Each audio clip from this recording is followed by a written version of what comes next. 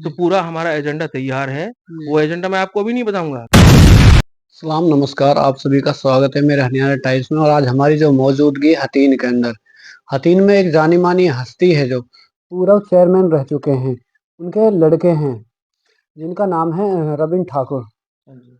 तो हम इनसे बात करते हैं कि इन्होंने अब चुनावी जो मैदान में उतर चुके हैं और हरियाणा के अंदर जो नगर पालिकाएँ हैं, उनका चुनाव का बिगुल बज चुका है। तो हम जो इनसे कुछ विषय हैं जो जनता के, उनके बारे में बात करते हैं और इनका मकसद जो चुनाव मैदान में उतरने का क्या है, क्या इनके मुद्दे रहेंगे और बाकी प्रत्याशी भी हैं, उनके बारे में इनसे पूछेंगे क्या इनकी उनके बारे में राय है और जनता से जो मिले हैं, अपने प्रचार-प्रसार में लगे हुए हैं, जनता का इनकी तरफ कितना रुझान है। तो हम इनसे बात करते हैं। सबसे पहले तो जी आपका स्वागत है हमारे हरियाणा टाइम्स में। आपका भी बहुत-बहुत स्वागत है और मैं अपने सभी हतीम क्षेत्रवासियों को अपनी तरफ से मेरी सभी को राम-राम, आदाब। जैसा कि आप सभी को पता है कि आने वाला जो टाइम है वो अब बिल्कुल चुनाव का बिगुल बज चुका है जी, और 2 मार्च को चुनाव होने जा रहे हैं। बिल्कुल। हमारा जो शहर में सभी को पता है कि हमारा जो परिवार है, वो पहले से ही राजनीतिक परिवार रहा है। हमारे फादर स्वर्गीय कंवर योगिंदर सिंह 1987 से ही राजनीति में रहे और वो सरपंच भी बने हैं, चेयरमैन भी बने हैं और लगातार उनकी जो शहर में एक छवि है, पूरे इलाके में जो 36 बिरादरी में उनकी एक छवि है, एक सम्मानित मतलब लोग उनकी इतनी इज़्ज़त करते थे, मतलब वो समाज को हर वर्ग को अपने साथ लेके चलते थे और विकास कार्य जो भी हो, मतलब समाज के हर काम में वो अग्रणी थे। जी। अच्छा बात करें हम हथीन की, तो हथीन के अंदर आपने के जो पिताजी थे वो पहले चेयरमैन रह चुके हैं। तो हथीन में जो चेयरमैनी का जो काम जो चेयरमैनी के जो ये हथीन नगर पालिका में सर पहले एक पंचायत थी, उसके बाद नगर पालिका कब तय हुई थी? ये क्या हुआ कि 1977 में ये नगर पालिका बनी। अच्छा, 1987 तक एडमिनिस्ट्रेटर का राज रहा। अच्छा, 1987 में पहले नगर पालिका का चुनाव हुआ। अच्छा, उस टाइम हमारे फादर ने विधानसभा का भी चुनाव लड़ा। अच्छा, उस टाइम विधानसभा में उन्होंने ठीक-ठाक वोटें ली और अच्छा, वो तीसरे नंबर पर रहे थे क्योंकि अच्छा, उस टाइम चौधरी देवीलाल की लहर थी और जी, भगवान साय रावत जी यहाँ से विधायक बने जी, और चौधरी रामजी लाल जो कांग्रेस की टिकट पे थे वो जी, दूसरे नंबर पे रहे और हमारे फादर ने उस टाइम 6,500 वोटें ली और जबकि 12,000 वोट पर भगवान साय रावत जी विधायक बने। अच्छा, उसके बाद 87 में हमारे फादर को निर्विरोध पार्षद बनाया लोगों ने। जी, 92 में फिर वो चुनाव हुए, फिर वो चेयरमैन बने। 1995 में फिर नगर पालिका के चुनाव हुए। उस अच्छा, न 1995 में हमारी मदर श्रीमती कुसुमलता और फादर दोनों ही पार्षद बने। अच्छा, क्योंकि लोगों का प्यार इतना था, दोनों को ही निर्विरोध पार्षद बनाया। अच्छा, उसके बाद फिर सन 2000 में 1995 में दोनों पार्षद बने, वो चेयरमैन भी बनते लेकिन सरकार द्वारा बाद में सिंगल बीसी सीट चेयरमैन के लिए रिजर्व की गई जी, और एक सिंगल सीट थी। जी, शादीलाल जी उसमें चेयरमैन बने। जी, उसके बाद सन 2000 में जब चौटाला साहब की सरकार बनी, तो 15 नगर पालिकाएँ भंग हुई। उसमें हथीन भी था, हथीन नगर पालिका को भंग करके उस टाइम पंचायत का दर्जा दिया गया। तो दोबारा से पंचायत को दर्जा दिया हाँ, गया। दोबारा से। अच्छा, दोबारा से पंचायत का दर्जा देने के बाद फिर 2000 में पंचायत के चुनाव हुए और हमारे फादर कंवर योगिंदर सिंह जी, जो सरपंच का चुनाव लड़े जी, और फिर वो भारी बहुमत से अच्छा। लोगों ने 36 बिरादरी के अपार प्यार ने उनको गांव का सरपंच बनाया और उन्होंने शहर में ऐसे कार्य किए जो आज तक कभी किसी ने किए नहीं। अच्छा, क्या-क्या कार्य किए थे? आप कुछ उसमें से गिना सकते हो? देखिए उनमें से सबसे जो मुख्य कार्य था, जी, एक हमारा रास्ता है जो बस स्टैंड रोड के लिए जाता है, वो जी। रास्ता मतलब कभी बना ही नहीं। अच्छा, वो रास्ता उन्होंने बनवाया। कौन से सन में? ये सन 2000 में 2000 से और 2005 के बीच में उन्होंने ऐसे बहुत से काम किए, अच्छा, मतलब मेन बाजार का रास्ता बनवाया, अच्छा, कई चौपालें बनवाई, जितनी भी चौपाल में शहर में बनी, वार्ड नंबर 4 में जो चौपाल बनी, हुँ, बीसी चौपाल उन्होंने बनवाई, बघेल चौपाल बनवाई, मतलब अन्य समाज के राजपूत चौपाल बनवाई। मतलब वो ऐसे-ऐसे काम किए उन्होंने जो काम कभी किसी ने कोई सोचा भी नहीं है। उन्होंने अच्छा, बहुत सारे काम किए। जी, उसके बाद फिर 2007 में फिर चुनाव हुए। जी, 2006 में कांग्रेस की सरकार बनी, उन्होंने पंचायत तोड़ के फिर नगर पालिका को बहाल किया। जी, 2007 में फिर चुनाव हुए। जी, फिर 2007 में हमारी माताजी श्रीमती कुसुमलता वो पार्षद बनी। जी, 2012 में फिर चुनाव हुए।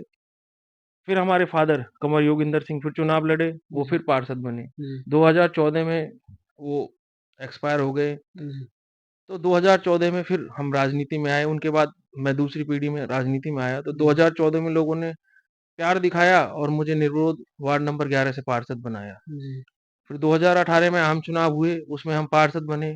मतलब प्रधानी चेयरमैन की दौड़ में रहे, जी, लेकिन सरकार का हस्तक्षेप था, पार्षद कम थे, तो इसलिए हम चेयरमैन नहीं बन पाए। जी। सिर्फ एक ऐसा परिवार ये हमारा हतीन में है, जो 87 से लेके आज तक भी नगर पालिका के हर वर्ष के चुनाव में पार्षद रहा है और हर सरकार में उसकी एक अग्रणी भूमिका रही है। अच्छा, जिस तरीके से पहले तो जो मेंबर बनते थे, उसके बाद में ही एक चेयरमैन बनाया जाता था। देखिए लेकिन अब की बार सरकार ने कि चेयरमैन को इस पे अलग ही इलेक्शन वो उसकी जो वोटिंग होगी, अलग बूथ बना दिया, चेयरमैन को अलग दर्जा दे दिया है। देखिए मैं बताऊँ क्या, ये सरकार का एक इतना अच्छा फैसला है। पहले क्या था, मतलब आम लोग अपनी मर्जी से चेयरमैन नहीं बना पाते थे, वो सिर्फ पार्षद तक सीमित थे। पार्षद फिर वो अपने अलग-अलग तरीके से सरकार के दबाव से या अपने किसी उससे, वो भी मतलब एक मतलब सिस्टम ठीक नहीं था। अब क्या है, सरकार का पूरे लोग बहुत स्वागत कर रहे हैं, जो ये नई चुनावी प्रणाली है, जिससे वो सीधा अपना वो मतलब जिसको वो चाहते हैं उसको वो अध्यक्ष चुन सकते हैं। नगर पालिका का चेयरमैन जनता की मर्जी से होगा, ना कि किसी के द्वारा कोई थोपा जाएगा। जी, शहर का चेयरमैन वो बनेगा जो विकास करा सके, लोगों की सुन सके, लोगों का सम्मान कर सके, लोगों से प्यार से बात कर सके और जनहित के कार्य कर सके। अब की बार वो चेयरमैन बनेगा और लोगों ने बिल्कुल मन बना लिया है। लोगों ने ठान लिया है, उन्होंने निश्चित भी कर लिया है, चेयरमैन उसको बनाएँगे जो शहर का विकास करे, गुंडागर्दी ना करे और प्यार से और लोगों का सम्मान करे। अच्छा, जिस तरीके से सरकार चल रही है, 7 साल हो गए हैं अभी हाँ। चेयरमैन हथीन के इलेक्शन को हुए। 7 साल के अंदर कितना विकास हुआ है अभी? देखिए 2000 15 जून 2018 को चेयरमैन चुना गया और चेयरमैन का कार्यकाल 2023 में खत्म हो गया था। जी, 15 जून 2023 को चेयरमैन का कार्यकाल खत्म हुआ। जी, 5 साल में उनके द्वारा कोई विकास कार्य नहीं हुए। जितने भी मुख्य रास्ते थे, चाहे आप कोई भी रास्ता उठा लीजिए, आपका ये जो मस्जिद वाला रास्ता है, बड़े मदरसा वाला रास्ता, जिसको हम बोलते हैं नेपाल मास्टर से धीरन की रोड तक, जी, जयंती मोड़ से अपना जैन मंदिर तक, जी, बीडीओ ब्लॉक वाला रोड है जो, उस यहाँ तक कि चेयरमैन के जो अपने घर के वाला रास्ता है, उसपे भी इतनी गंद रही 5 साल, जो अपने मेन कार्य हैं, उनको भी नहीं करवा सका। जी, पिछले 1.5 साल में जो कार्य हुए हैं, माननीय श्री कृष्णपाल गुर्जर जी की अहम रोल रहा उनको ये कार्य करवाने का, क्योंकि एडमिनिस्ट्रेटर पे उन्होंने इतना दबाव दिया। जब लोग उनसे मिले, हम भी मिले उनसे कि जी काम नहीं हुए, क्योंकि चेयरमैन ने कोई काम नहीं किया। चेयरमैन जी, ने सिर्फ लूट की, लूट के सिवा उसने कुछ नहीं किया। जी। यहाँ तक कि जितने भी विकास कार्य हुए हैं, अब जितने भी टेंडर जो कार्य चल रहे हैं, वो सारे कार्य एडमिनिस्ट्रेटर द्वारा और माननीय कृष्णपाल गुर्जर जी की कुशल नेतृत्व और उनके सख्त निर्देश के कार्य ये कार्य सारे कार्य हो रहे हैं। अच्छा, इसमें किसी प्रकार का कोई प्रधान निवर्तमान जो पूर्व चेयरमैन रहे, उनका कोई योगदान नहीं है। सारे कार्य एडमिनिस्ट्रेटर और माननीय कृष्णपाल गुर्जर जी की अध्यक्षता में और उनके सख्त दिशा निर्देश के कारण ये सारे कार्य हो रहे हैं। उसे बात करें फिर जिस तरीके से जनता के पास आप जा रहे हो, तो आप जनता से क्या कह रहे हो? क्या आप जनता के सामने अपने जो मुद्दे हैं वो रख रहे हो? क्या देखिए, जनता से आप हमारा विज़न बिल्कुल स्पष्ट है। लोगों से जो हथीन शहर के लोग हैं, जी, वो लूट को किसी प्रकार बर्दाश्त नहीं करते। 5 साल जो उन्होंने पिछले गुज़ारे हैं, जी, वो इतने डर से गुज़ारे हैं। मतलब अगर कमेटी में वो जाते थे नगर पालिका में, तो उनके साथ अभद्रता का व्यवहार होता था। अगर कोई भी कार्य है, तो बिना लूट-खसोट के वो कोई भी कार्य उनका नहीं हुआ। जी, यहाँ तक कि प्रधान आवास योजना के जो मकान हमने 2017 में पास कराए थे, वो मकान मतलब प्रशासन और चेयरमैन ने मिलीभगत करके उन लोगों से भी किसी से 25, किसी से 30, किसी से 50,000 लोगों से खुलेआम लूट की है। ये लोग मतलब मैं नहीं कह रहा, लोग कह रहे हैं। लोगों ने जी, मन बना रखा है कि भई अब की बार लूट की जो लूट की है, चेयरमैन ने जो लूट की थी, उस लूट का जवाब वो देने के लिए तैयार बैठे हैं और बटन दबाकर।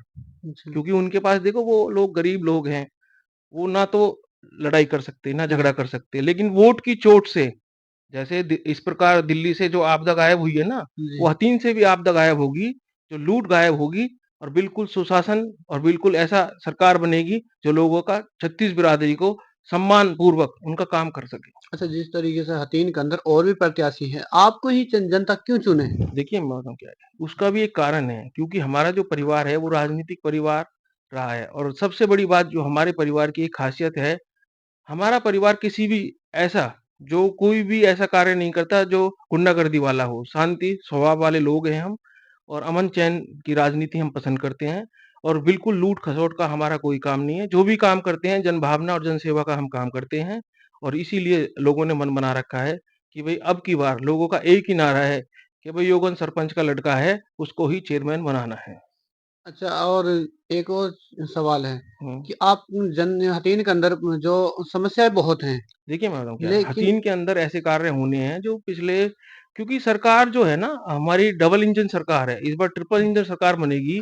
सरकार पैसे देने में, विकास कार्य कराने में कोई कमी नहीं छोड़ रही, लेकिन जी, हमारे पास एक विज़न होना चाहिए। विज़न वो सारे विज़न हमाने हमने सारे तैयार कर रखे हैं, सारी रूपरेखा बना रखी है। आने वाले टाइम में जब हम नॉमिनेशन करेंगे, तो जी, पूरा हमारा एजेंडा तैयार है। जी, वो एजेंडा मैं आपको अभी नहीं बताऊँगा क्योंकि जी, अभी मैं बता दूँगा क्योंकि ऐसे बहुत से वो हैं नेता, जी, उसी को वो कर लेंगे। जी। जिस दिन हम अपना नॉमिनेशन दाखिल करेंगे, उसके बाद हम अपना हर वार्ड वाइज़ हमने एक एजेंडा बना रखा है और हर वार्ड के लिए वो अपना एक एजेंडा हम तैयार करेंगे। शहर का विकास ऐसा विकास होगा किसी ने सोचा भी नहीं होगा। बिल्कुल एकदम स्वच्छ शहर होगा, स्वच्छ हथीन होगा, विकसित हथीन होगा और हथीन का हरियाणा में नाम होगा। ये मैं आपसे वादा करता हूँ। अच्छा, जिस तरीके से लोग बाग के कहना है कि भई जब वोट का टाइम आता है, तो हमारे पास जो प्रत्याशी हैं वो आ जाते हैं, देखिए, और मैं जब वोट का टाइम वो खत्म बिल्कुल होता है, बिल्कुल वो ठीक जब हमारा विकास का काम आता है तो हम जाते हैं तो बोलते हैं कि ये कच्ची कॉलोनियाँ हैं, रजिस्ट्रेशन नहीं है, ये लाल डोरे के अंदर नहीं है। ये सारी कुछ टेक्निकल मिस्टेकें, टेक्निकल जो कमी है, वो इन नेताओं से दूर नहीं करवाई गई। जो हुँ, मौजूदा जो पिछला जो प्रशासन रहा, पिछले जो नेता रहे कमेटी के, जिनका उनमें पूरा दखल था, पार्षद मैं भी था। जी, लेकिन हम क्या था, हम विपक्ष के पार्षद थे। जब आप विपक्ष में आप रहते हो, तो जी, आप वो काम नहीं करा सकते, जो आप पक्ष में रह के करा सकते हो। जी, क्योंकि पक्ष और विपक्ष का बहुत बड़ा योगदान रहता है। ये छोटी सरकार है। हुँ, लेकिन हमारा जो जितनी भी कच्ची कॉलोनियाँ हैं और जी, जितने भी रास्ते या जितनी भी नालियाँ या जितनी भी सीवर की समस्या है, पानी की समस्या है, वो हुँ, सारी समस्याएँ दूर करना हमारा सबसे पहले एजेंडा पे रहेगा। हमें स्वच्छ हथीन और साफ हथीन बनाना है और इसकी मिसाल दूर-दूर तक जाएगी। जैसे आप सुनते हैं पूरे देश में अगर सबसे ज़्यादा साफ-सफाई रहती है, तो इंदौर में रहती है। जी, तो मैं आने वाले टाइम में हमारा हथीन भी इंदौर से ऊपर होगा और हथीन का नाम पूरे हरियाणा के मानचित्र में सबसे ऊपर होगा। जिस मध्य प्रदेश में इंदौर नामक एक ऐसा शहर है जो जब भी सर्वेक्षण सफाई का होता है उसमें पहले नंबर पर इंदौर आता है। तो मैं आपको ये विश्वास दिलाना चाहता हूँ जब भी हरियाणा के अंदर सर्वेक्षण होगा तो हथीन साफ-सफाई के मामले में, स्वच्छता के मामले में सबसे पहले आएगा। विकास में जो अहम जितने भी जो काम हैं, जो हमारा विज़न तैयार है लोगों के वो काम ऐसे किए जाएँगे बिल्कुल उनको किसी प्रकार कैसी भी कोई समस्या ना नहीं होगी और जितनी भी कच्ची कॉलोनियाँ हैं, उन सबको अप्रूव्ड किया जाएगा सरकार द्वारा और उनको पक्का कराया जाएगा और मतलब उसमें नाली, सीवर, पानी सारी व्यवस्थाएँ उसमें की जाएँगी। अच्छा, आप आखिरी में हमारे चैनल के माध्यम से हथीन की जनता और जो हमारे दर्शक देखने वाले हैं, उनसे क्या कहना मैं चाहेंगे? हथीन की जनता, हथीन की देवतुल्य जनता और आस-पास के जितने हमारे लोग हैं, हथीन के तो हैं ही हैं क्योंकि इलेक्शन के साथ-साथ लोगों की दुआ और दवाई, वो जी, भी बहुत काम करती है। मैं आप सभी से मेरे जितने भी जी, साथी, मैं सबसे हाथ जोड़ के यही प्रार्थना करता हूँ कि मुझे ना देखते हुए मेरे फ़ादर स्वर्गीय श्री योगिंदर सिंह सरपंच को देखते हुए, उनके दिए हुए मार्गदर्शन पर हम जो चल रहे हैं, उनको देखते हुए एक बार हमें सेवा का मौका ज़रूर दें। आपका जो ये मौका है, मैं विश्वास के साथ कहना चाहता हूँ, ये मौका खाली नहीं जाएगा और आपका पूरा मान-सम्मान छत्तीस बिरादरी का पूरा मान-सम्मान किया जाएगा और ये जो सरकार होगी, ये आपके काम के विकास के लिए सरकार होगी और आपके साथ किसी भी अभद्र तरीका का कोई व्यवहार नहीं किया जाएगा। ये मैं आपसे पूरा विश्वास आपको दिलाना चाहता हूँ और पुनः आप सबसे हाथ जोड़कर ये प्रार्थना करता हूँ कि एक बार हमें ज़रूर मौका दें। आप देख रहे थे जो रवि ठाकुर हैं और जो योगन ठाकुर के लड़के हैं, जो पहले हथीन से चेयरमैन रह चुके हैं, पार्षद भी रह चुके हैं, सरपंच में सरपंच भी रह चुके हैं, और जिन्होंने लंबी राजनीति की है, जिनके लंबी राजनीति से जुड़े हुए हैं। तो आप इनकी आपने जो सुना, तो अब आगे देखते हैं इनका जो असली मकसद है क्या। इन्होंने किया है कि जब नॉमिनेशन भरेंगे उसके बाद में जो हमने अपने जो सारी हमारी योजनाएं हैं वो बताएंगे। कहीं ऐसा ना हो कि हम योजना बताएं और दूसरे उस पर ढिंडोरा पीट दें।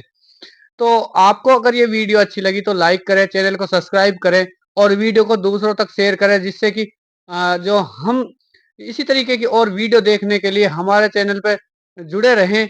हम आपको पूरी हटीन की लाइव सर्वे पब्लिक सर्वे भी दिखाएँगे और इसी तरीके से राजनीति से सारे जुड़े हुए हसीन से मुद्दे हम आपको बिल्कुल रूबरू कराएँगे, ज़मीनी सतह से कराएँगे। बहुत-बहुत शुक्रिया। आप देख रहे थे हरियाणा टाइम्स से मजलिस की रिपोर्ट।